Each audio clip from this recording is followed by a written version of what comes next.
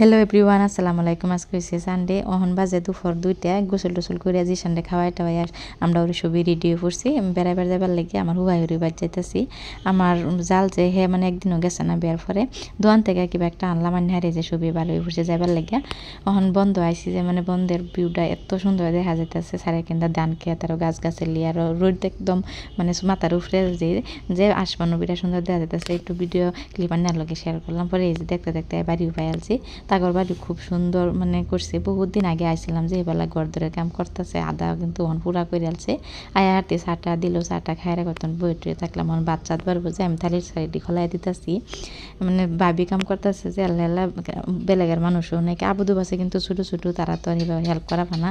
ভাবি রান্না বাড়ি সব করে আলছে। আমরা আবার পরে খেলে আন্ডা বাজছে। পরে এই যে থালি মালি খোলাই সুন্দর করে বাস করতেছি। বাচ্চাত বাইরে আলবাম আমি এখানে গেলে কি করবো মানে বেড়াই উঠে গেলে লগে একটু আড্ডো না করলে ভালো লাগে না। আমরা বয়ে থাকবো এই মল না, একটু আড্ডো সবই মিলে চিল্লে করলে ভালো লাগে, ফুর্তি লাগে।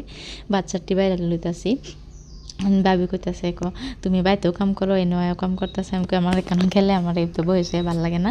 এমন ভাত গেলে একলগে মিলে জুলে সবই করলে খাইলে টেলে ফুর্তি লাগে। পরে এই যে ভাত বাইরে টাইরে লইছে, ভাতের পাতে পাতে আন্ডা একটা দিতেছি আর মাংসর তরকারি, মাছের তরকারি, ডাল এটা করা হয়েছিল, রান্না করা হয়েছিল। সবই একলগে বয়ে খাইলাম। খাওয়া দাওয়া করে হাইরা পরে আই ফরতাছি। ওহন বাটিবেলা 4টা 4:30 মান বাজে। বাড়ির সবই গেছিলাম, খালি দিশানে বাবা গেছে না, আরও ফোন করছি গেছে।